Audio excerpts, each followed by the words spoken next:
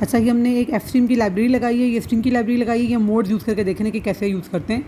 मैंने मेन में एक अपने पास वेरिएबल बनाया है स्ट्रिंग ए, एफ स्ट्रीम का ऑब्जेक्ट बनाया है फाइल। मुझे पता है कि एफ स्ट्रीम क्या है, इन और आउटपुट, यानी कि राइटिंग और रीडिंग दोनों के लिए यूज़ हो सकता है। ऑब्जेक्ट बनाया है, अभी सिर्फ ऑब्जेक्ट बनाया है, मुझे फाइल को ओपन करना है। मैं लिखती हूँ फाइल जो ऑब्जेक्ट का नाम है डॉट ओपन, इसका मेथड है, बिल्ट इन मेथड है, इसे आप पास कर दें वो फाइल, इसका नाम जिसे ओपन करना है, मैंने माई फाइल डॉट txt है, आपकी फाइल का जो भी नाम होगा टेक्स्ट फाइल का वो दे दें। नहीं होगी फाइल बनी हुई तो क्रिएट हो जाएगी खुद से। और उसे खोलें कौन से, आउट मोड iOS कॉमा लगा के। हम इससे पहले जितनी भी फाइल चला रहे थे वो यहीं पे राउंड ब्रैकेट लगाते थे और नाम पास कर देते थे फाइल का। ऐसा ही था ना, हम ऑब्जेक्ट जहाँ बनाते थे उसके साथ ही राउंड ब्रैकेट में कर सकते थे। हम ये भी कर सकते हैं कि हम यहाँ पे टर्मिनेटर लगाएं, सिर्फ वेरिएबल बनाएं, ऑब्जेक्ट बनाएं सिर्फ फाइल क्रिएट करने के लिए, फिर हम उसका मेथड चलाएं फाइल डॉट ओपन कि ये फाइल सही से ओपन हो जाए। ये नहीं भी होगा, डायरेक्ट नाम पास करने से भी वो बन जाती है फाइल। अगला एक पॉसिबल तरीका ये भी है कि आप ओपन के मेथड के साथ चला लें। फाइल डॉट ओपन, आपने फाइल का नाम भेजा, कॉमा, उसके बाद आपने भेजना है मोड। मैं कहती हूँ iOS आउट स्लैश एक बार iOS इन, कि आउट मोड और इन मोड दोनों हों, ये रीड भी हो सके, इसमें राइट भी हो सके, सेम ऑब्जेक्ट को यूज़ करते हुए। हाँ, अगर मैं ये नहीं देती मोड, चूँकि मैंने एफ स्ट्रीम का ऑब्जेक्ट बनाया तो एफ स्ट्रीम के डिफ़ॉल्ट मोड्स भी यही दोनों हैं कि ये दोनों अवेलेबल होंगे इसके लिए। हम देख चुके हैं कि ऑफ स्ट्रीम और इफ स्ट्रीम, इससे पहले जो हमने ऑब्जेक्ट्स देखे थे अपने पास, मैं ज़रा रिवाइज़ करवा दूँ ताकि तुम लोगों को समझने में और आसानी हो जाए। हमने ऑफ स्ट्रीम और इफ स्ट्रीम देखा था कि ऑफ स्ट्रीम क्रिएट और राइट के लिए है, इफ स्ट्रीम हमारे पास सिर्फ रीड के लिए, एफ स्ट्रीम कंबाइंड है, दोनों के लिए है। ठीक है, तो अब हमने ये जो ऑब्जेक्ट इस वक्त बनाया है वो एफ स्ट्रीम से बनाया है, वो ऑलरेडी कंबाइंड दोनों के लिए, तो उसके डिफ़ॉल्ट मोड भी ये दोनों ही होंगे, आउट और इन। मैं ये नहीं भी दूंगी तो ये नहीं मोड्स में खुलेगा, मैंने यहाँ दे दिया। मैं चाहती हूँ तो यहाँ पे इन की जगह अपेंड लिख देती कि APP वाला मोड, तो फिर जो भी नया टेक्स्ट लिखूँगी वो आगे जाके ऐड होगा, आखिरी लाइन पे पहुंच जाएगा फाइल की और वहाँ जाके नए टेक्स्ट को अपेंड करवा देगा अगर मैं अपेंड मोड लगाती। बहरहाल अभी हमने ये दो मोड लिखे हैं।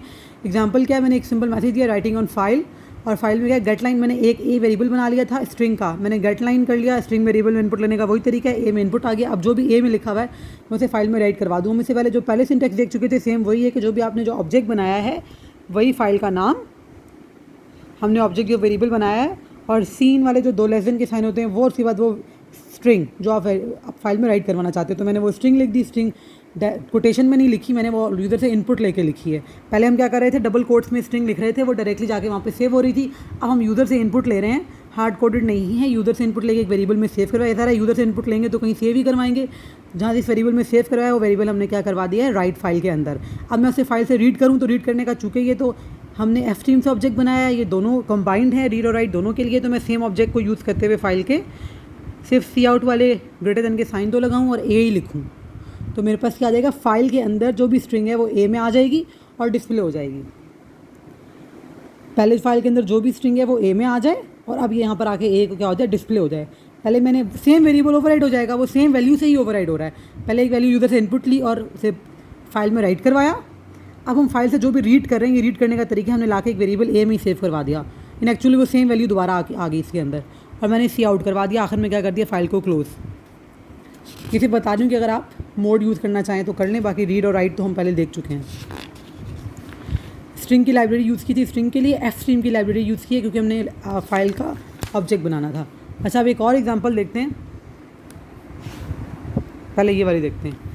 हम ऑफ स्ट्रीम से ऑब्जेक्ट बना रहे हैं माई फाइल, और ऑफ स्ट्रीम से ऑब्जेक्ट बनाते वक्त मैंने यहाँ पे डायरेक्ट नाम पास किया, सही है। ऑफ स्ट्रीम हमें पता है ये डिफ़ॉल्ट मोड इसका क्या है, क्रिएट एंड राइट। ये फाइल बनाने से, यहाँ पर ये लाइन लिखने से, हम प्रीवियस एग्जांपल में देख चुके हैं, हमने इज़ ओपन यूज़ नहीं किया था। यहाँ पे मैं इज़ ओपन थोड़ा क्लियर करना चाह रही हूँ इस एग्जांपल में। हमने इससे पहले कहीं भी इज़ ओपन का फंक्शन कॉल नहीं किया था, हमने ये फाइल लिखी, डायरेक्ट फाइल में राइट करवाया, फाइल बन गई। ये ऐसा ही है, ये ऑप्शनल है। इज़ ओपन आप नहीं भी लिखेंगे तो चलेगा। इज़ ओपन सिर्फ करता क्या है, ये श्योरिटी देता है कोई एक्सेप्शन ना आ गई हो, क्योंकि एक प्रोग्राम आप छोटा सा 4 लाइनों का तो प्रोग्राम लिखते हैं, इसमें ढेर सारे टास्क हो रहे होते हैं, फाइल के साथ भी इसके ऊपर भी कोई टास्क में भी परफॉर्म कर लिया हो, तो कोई एक्सेप्शन आ रही हो कि हाँ ये फाइल सही ओपन हो गई है, ये चेक करने के लिए पहले हमने एक फ़ाइल क्रिएट कर ली है। क्रिएट करने का तरीका दोबारा बताने की ज़रूरत नहीं है, वही काम है जो हम ऑफ स्ट्रीम के साथ ऑब्जेक्ट बना के पहली वीडियो में देख चुके हैं।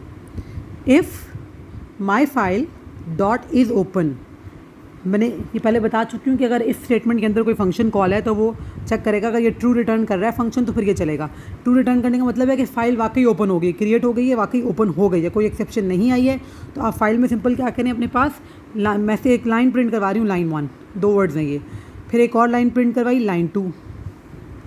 अच्छा, मैं यहाँ पे एंड एल करूँगी तो ही एंड एल होगा, वरना एंड एल नहीं होगा। अब मैंने फाइल क्लोज कर दी। सिर्फ क्या किया है, इस ओपन के मेथड को देख रहे हैं कि आप बनाते वक्त यहाँ पर इस ओपन का मेथड भी ऑप्शनल है, लाजमी नहीं है, लेकिन आप यूज़ करें वो बेहतर है कि कोई एक्सेप्शन आ रही हो तो पता चल जाए फाइल सही से ओपन हो गई है या नहीं। हो गई है तो फिर काम हो, अगर नहीं हो तो लिखिए एल्स अनेबल टू ओपन, कि अनेबल है कि फाइल को ओपन कर नहीं सकता, मे बी प्रोग्राम में किसी और रीज़न से कोई एक्सेप्शन आ गई हो। जब आगे आगे आप प्रोजेक्ट्स बनाएंगे तो आपको पता चलेगा कि ये लिखना बेहतर है। अच्छा जी, एक एग्जांपल और सिंपल से देख लेते हैं। हमने क्या किया, अपने पास मेन में एक स्ट्रिंग बनाई है लाइन नाम से, हमने अब इस स्ट्रीम से ऑब्जेक्ट बनाया, वो हमने इससे प्रीवियस एग्जांपल जो दिखाई इसमें ऑफ स्ट्रीम से बनाया, इसमें स्ट्रीम से बनाया। इस स्ट्रीम का बता चुकी हूँ कि ये रीड के लिए होता है, ये ऑब्जेक्ट रीड करने के लिए यूज़ होता है। तो अब जो मैंने फाइल बनाई थी फाइल डॉट टेक्स्ट, उसी को एक्सेस किया, उसी का ऑब्जेक्ट बनाया, देखा माई फाइल, क्योंकि फाइल ओपन करेगा तो रीड करेगा, क्या इसने ठीक से ओपन कर ली है।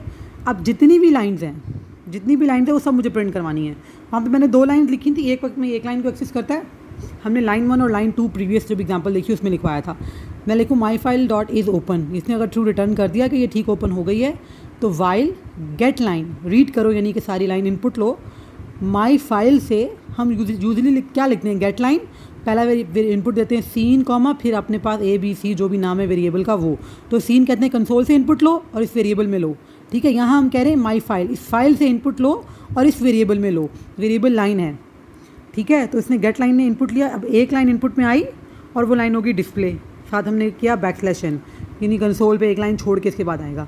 वाइल लूप, दोबारा वाइल लूप पर जब तक कंडीशन फॉल्स नहीं चलता है, दोबारा ऊपर गया, उसने कहा फिर माई फाइल से गेट लाइन लो, अब ये अगली लाइन लेगा, क्योंकि एक बार लाइन के ऊपर आ गया, ये अगली लाइन पे कर्सर समझे चला गया, अगली लाइन रीड की, वो प्रिंट करवाई।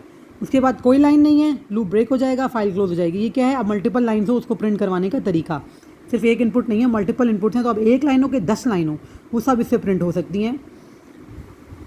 फाइल से मल्टीपल लाइन आप क्या कर रहे हैं, अपने पास प्रिंट करवा रहे हैं।